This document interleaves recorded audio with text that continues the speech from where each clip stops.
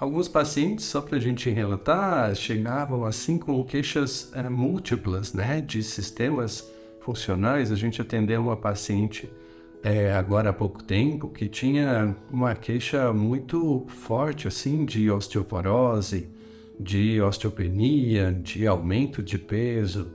Tinha condições assim de hipertensão arterial, alterações da libido, secura vaginal. E aí começou uma jornada, digamos assim, uma jornada migratória, né?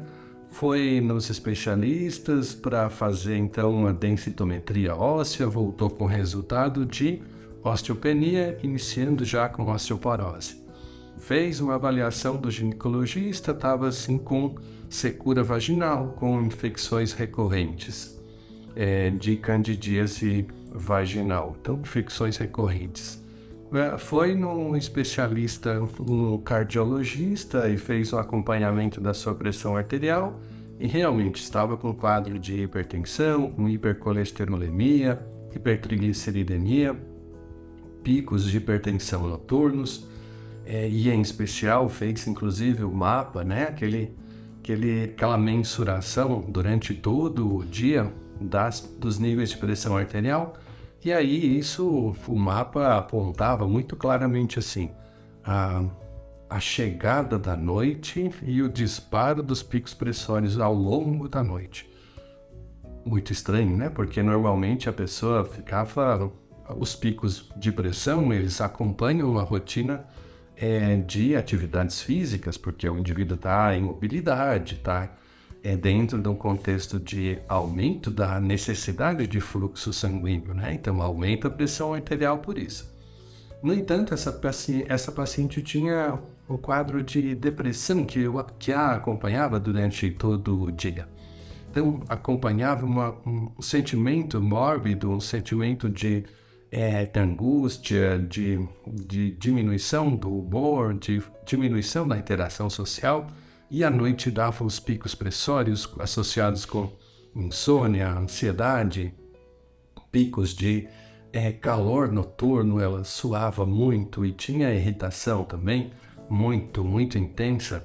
E dentro desse contexto foi em vários especialistas e aí chegou na gente, né? Porque ela estava tomando antihipertensivo, estava tomando reposição de cálcio para os ossos, estava tomando antibióticos e antifúngicos para tratar, com tratamento local também para vaginoses, para as infecções de repetição, né? E já estava também iniciando antidepressivo e ansiolítico para fazer a indução do sono. Ela estava iniciando então com os benzodiazepínicos à noite para induzir o sono. E aí, dentro desse contexto, ela já estava tomando pelo menos 6 medicamentos de uso crônico. Então, ela, pela avaliação clínica, ela estaria tomando todos os medicamentos de uso crônico para o resto da sua vida, né? Mas ela não estava conformada com isso. Realmente, ela ficava assim muito desgostosa em relação a essa situação, porque estava com um envelhecimento muito rápido, né? A pele enrugada, flacidez na pele, os seios com perda de resistência, já com flacidez também nos seios, aumento de peso, estava ficando muito gordinha. E aí a gente investigou, claro, e daí ela chegou com todos os exames que ela já tinha feito. E o quadro era muito, muito simples de avaliar. Quando se tem essa visão integrativa, pegamos os exames, ela estava com os níveis de FSH aumentados, níveis de LH aumentados, nível de estradiol muito abaixo, testosterona total e testosterona livre muito baixas, SHBG, a globulina ligadora dos hormônios sexuais, altíssima. Um quadro de hipercolesterolemia e hipertrigliceridemia, mais um conjunto de alterações hepáticas, já com as transaminases aumentadas. Então estava com GOT, GPT aumentadas, com gama-GT aumentada. Tudo isso era um olhar que permitia nos interpretar os sinais clínicos que ela estava apresentando, uma confirmação com todos esses dados bioquímicos interpretados, e a partir daí, obviamente, a gente fez uma reposição, uma regulação ao nível hormonal. Por quê? Muito provavelmente pela própria identificação desses sinais clínicos objetivos, que eram os dados clínicos laboratoriais, associados aos dados subjetivos de referência que ela fazia ao que sentia. Então, o cruzamento disso nos identificou como uma síndrome do climatério. E no climatério, a gente fez os protocolos terapêuticos. O que eram os protocolos terapêuticos nesse contexto, né? Paciente, a gente fazia a regulação funcional dos hormônios através da identificação dos eixos hormonais. Então, entramos com um adaptógeno para melhorar a energia corporal, porque ela estava também muito fadigada, muito estressada e sem energia corporal. Então, entramos com adaptógeno. Com isso, aumentamos os níveis de produção de cortisol durante a manhã, e isso fazia com que ela tivesse mais exposição diária. Entramos com plantas para a ativação dos receptores de estradiol, receptores do tipo alfa e beta do estradiol, que estavam presentes lá nos ossos, lá nos músculos, lá no sistema nervoso central. E com isso, entrando, por exemplo, com pseudo-róseo, com a terra semosa e com Trifolium pratensis, nós conseguimos reorganizar os eixos hormonais para que ela tivesse uma ativação dos receptores alfa e beta do estradiol e com isso melhorasse as condições de expressão das atividades estrogênicas dessa paciente. Regulamos assim a produção de muco vaginal, com isso as infecções de repetição que eram geradas pela própria deficiência da ativação dos receptores beta-estradiol lá ao nível vaginal, que induzem um aumento da produção de muco. No contexto vaginal, em especial, nós estimulamos também a produção de muco, porque as mucosidades vaginais, com a perda funcional da ação estrogênica, elas acabam involuindo. Quando involui essa mucosidade vaginal, nós aumentamos as chances de infecções de repetição, porque na mucosidade vaginal estão presentes ali os macrófagos residentes, que combatem a presença dos micro-organismos causadores das infecções.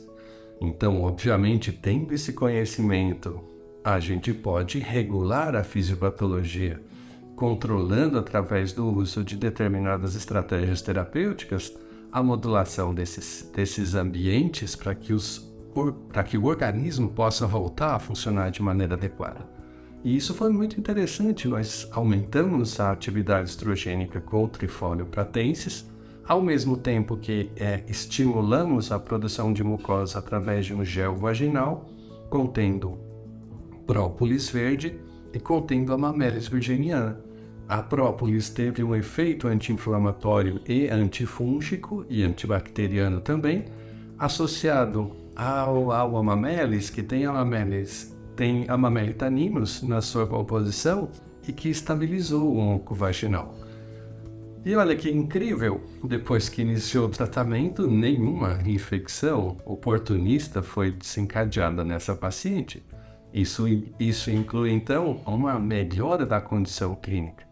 Associado, então, a uma outra formulação que tinha o objetivo de melhorar a libido e as necessidades assim, de respostas aos estímulos sexuais, a percepção dos estímulos sexuais. Envolvia, por exemplo, a planta Pticopétala olacoide e o Tribulus terrestris. Duas plantinhas muito especiais. Pticopétala olacoide, por exemplo, a Muirapuama, ela tem na sua composição elementos de ativação dos receptores de testosterona, assim como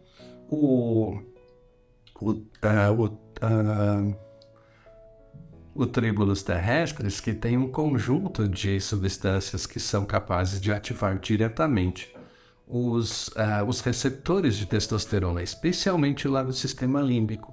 E aí, ativando os receptores de testosterona, aumenta a percepção dos estímulos erógenos. E desde então, a paciente começou a perceber os estímulos erógenos, agora com o ambiente vaginal preparado, com um estímulo aumentado, o desempenho sexual voltou a aparecer.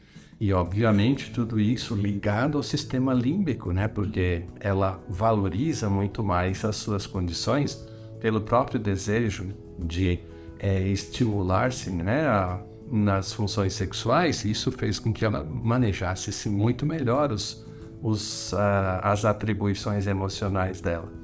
Entramos também para a correção dos quadros emergencialmente com uma mistura de tinturas, uma tintura de hipérico perfuratum durante o dia, onde ela tinha maior incidência dos eventos depressivos e que realmente faziam com que ela tivesse um desempenho produtivo, laboral muito baixo, né?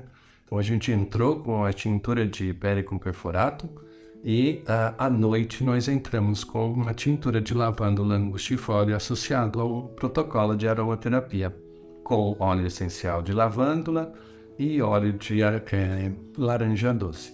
Então foram 2 protocolos associados e que resultaram assim um benefício tremendo para a paciente.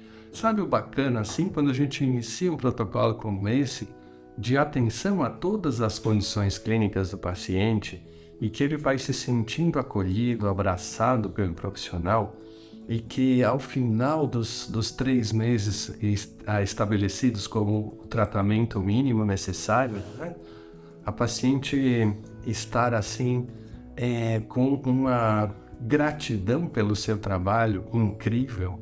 E é isso realmente, o propósito maior do profissional da saúde realmente tem que ser esse, né, de levar a saúde para os seus pacientes, levar a promoção de uma vida melhor para o seu paciente. E ser remunerado por isso, obviamente, mas a remuneração ela vem pelo trabalho desenvolvido, pelo reconhecimento da qualidade do trabalho que é desenvolvido.